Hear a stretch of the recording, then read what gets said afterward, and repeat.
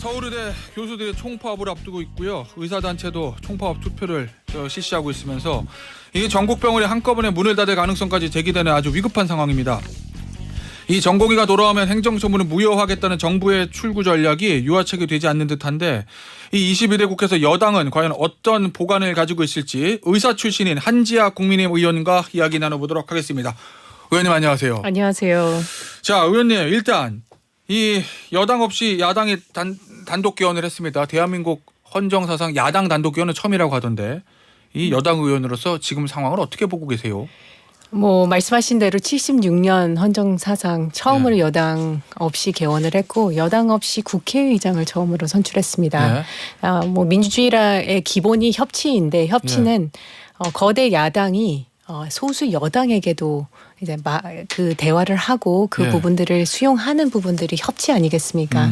협치 부재로 22대가 시작된 거는 매우 안타깝습니다. 뭐 오늘까지는 일단 원구적 협상 법정 기한인데 아마 민주당에서는 이틀 정도 시간을 더 준다는 것 같으니까 주말까지 좀 협상 결과를 기다려봐야 될 것 같은데요. 의원님 혹시 당 내부적으로 의원님은 어느 상임위로 가실지 배치는 끝났습니까? 아직 정해진 건 아니고 제가 네. 신청한 곳은 보건복지위긴 합니다. 아니 그런 보도도 있더라고요. 민주당 같은 경우에는 상임위원장을 아직 결정이 안 됐지만 상임위원장은 어느 의원들이 어느 상임위로 갈지는 내부적으로 배치가 끝났는데 국민의힘은 아직 그거조차 하지 않았다.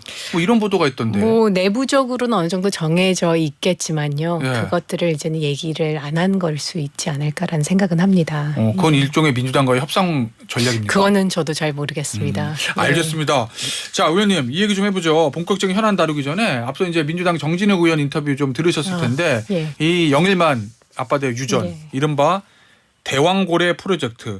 이거 이제 이재명 민주당 대표는 10중 8구 실패할 사안인데 국민 열세 투입하는 것이 옳은지 모르겠다라고 걱정을 좀 표현했고 이준석 개혁신당 대표도 이거 사기의 경계선이 있는 거다. 뭐 이런 지적들이 있습니다. 예. 여당 입장에서는 어떻게 보고 계세요? 뭐 제 전문 분야는 아니고 뭐 많은 정보들이 아직 나와 있는 건 아니지만 하지만 정부 발표에 의하면은 예. 삼성전자 시총의 5배라고 얘기를 했습니다. 잘 되면. 네, 예. 잘 되면은. 나오면. 근데 그 매장량이 그렇게 되면 한 2,200조거든요. 예. 그리고 그 얘기는 우리가 2022년도에 저희 GDP가 그 정도 됐습니다.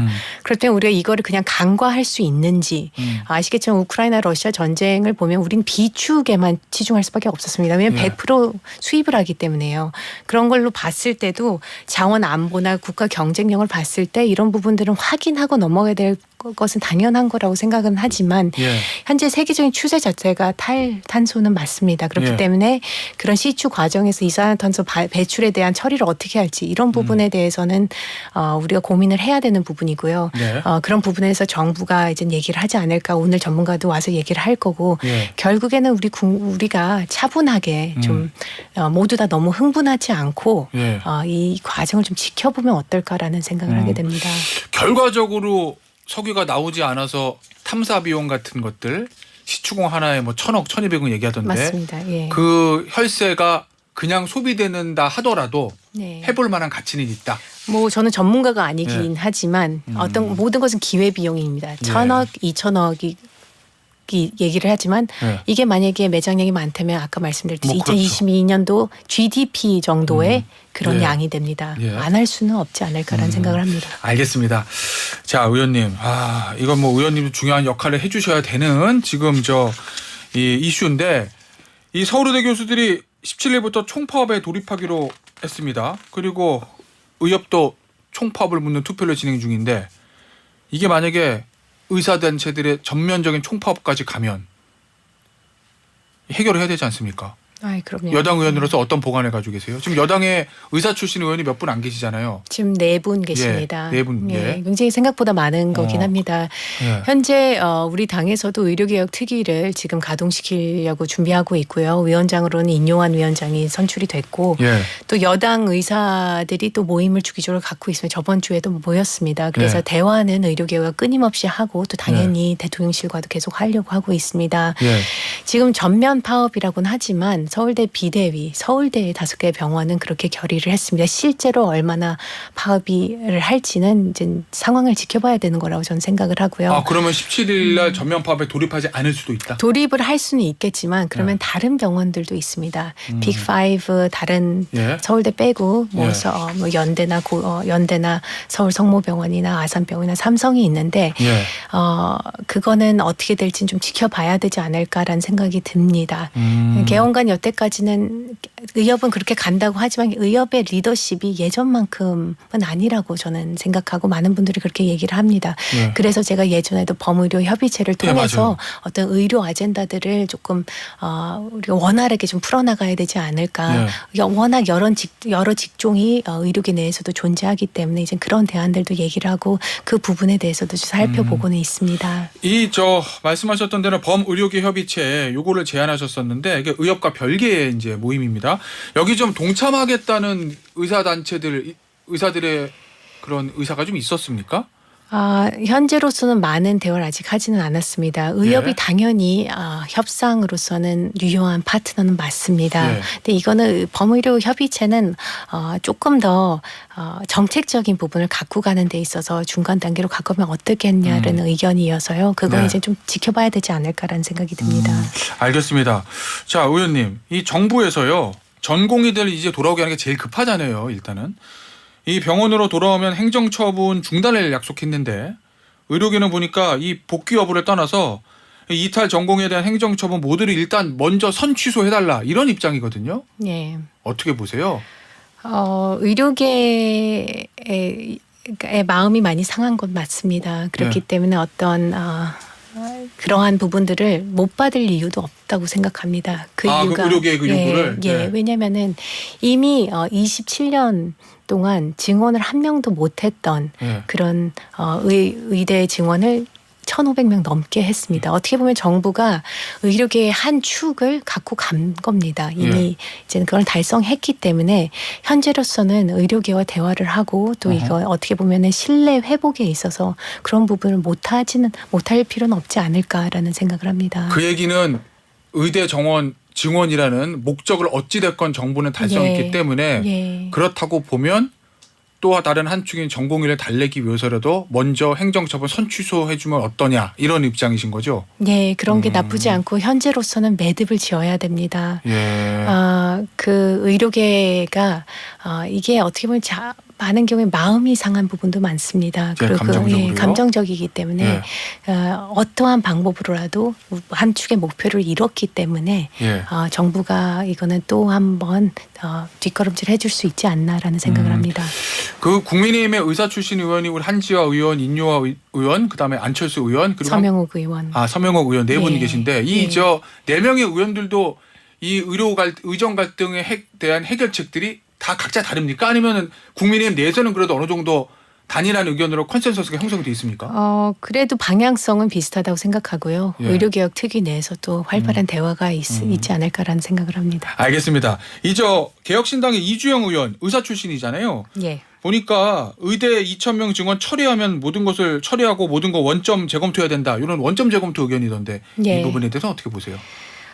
일단은 이주영 의원께서 의사 수만 늘리면 모든 것이 다 해결된다는 생각은 아마추어적이라고 예. 말씀하신 적이 있어요. 정부는 한 번도 의사 증원만으로 의료 개혁을 이루겠다고 한 적은 없습니다. 예. 두 번째는 원점 재검토는 국민이 2025년도에는 느끼기에는 결국은 증원이 2025년도에 원점 재검토를 하게 되면 0명이 되거든요. 예. 그거는 정부가 2,000명을 고수한 거랑 큰 차이가 없습니다. 예. 의료계에서는 원점 재검토가 0이 아니라고 얘기하지만 국민이 느끼기에는 2025년도에 물론 지금 이미 1,500명이 넘기로 확정이 됐지만 예. 이게 0이면은 그거는 원점 0이면은 체감하는 건 0입니다. 근데 예. 아시지 않습니까? 바람은 여론은 80% 이상이 국민은 증원을 원하고 있습니다. 그래서 2,000명을 고수한 정부의 어떻게 보면 유연하지 못한 그런 모습 예. 그게 의료계에서도 조금 국민의 눈높이에서 예. 좀 다가와 주면 안 될까라는 그런 부탁을 하게 됩니다. 네. 알겠습니다. 마지막으로요. 의사들 돌아올 것 같습니까? 저는 사실 아까 말씀드렸듯이 감정적으로 많이 상했기 때문에 예. 한 최대 돌아오더라도 전공의들은 10에서 20%이지 않을까라고 그래요? 예상합니다. 예, 하지만 내년 3월은 좀 다른 것 예. 같습니다. 이 3월부터는 새로운 회기가 시작되고 의사의 예. 경우에는 그때는 전공의들이 그래도 지원율이 높아질 것 같긴 하지만 지금 걱정되는 건 필수 의료 분야입니다. 이번 의정 갈등으로 인해서 필수 의료 분야로 가는 의사들 또 복귀하는 의사들이 굉장히 적을 것으로 의료계는 추측하고 있고 그 추측이 과연 결코 틀리다고 생각하지는 않습니다. 그렇기 때문에 정부가 유인책들을 실질적이고 구체적으로 제시해야 될 거라고 생각을 합니다. 의원님, 아까 말씀하신 그 부분 정부가 어쨌든 의대 증원이라는 목적을 달성했기 때문에 전공의들 마음을 달래기 위해서라도 복귀하면 행정처분 무효해 줄 게가 아니라 선제적으로 행정처분 먼저 취소하는 거 요거를 하라라고 국민의힘에서 안을 만들어서 정부에 요청할 수는 없습니까? 여당이기 때문에. 그건 이제 제 개인적인 생각이긴 하기 때문에 의료개혁 특위가 가동이 되면은 내부적으로 논의를 해보겠습니다. 알겠습니다. 자, 저 당내 전당대회 얘기 좀 해보겠습니다. 이 지금 전당대회 룰 가지고 이제 민심을 반영 비율 가지고 얘기가 좀 있잖아요. 네. 의원님 개인적으로는 어떤 방향으로 가는 것이 맞다고 보세요? 지금 총선과 키워드는 많이 바뀌지 않았습니다. 외연 확장, 중도층, 수도권. 예. 그렇기 위해서는 물론 당대표를 뽑는 거기 때문에 100%를 생각할 수도 있겠지만 지금 민심 반영이 반드시 필요합니다. 그래서 우리가 우리가 온라인 설문조사를 108명 의원들에게 했는데 거기서도 80대 20 정도로 나왔습니다. 그래요? 예, 80대 20 정도로 이제 나왔습니다. 그렇기 때문에 민심 반영 비율 80%가 예. 제일 많은 표를 얻었군요. 20%가 여론.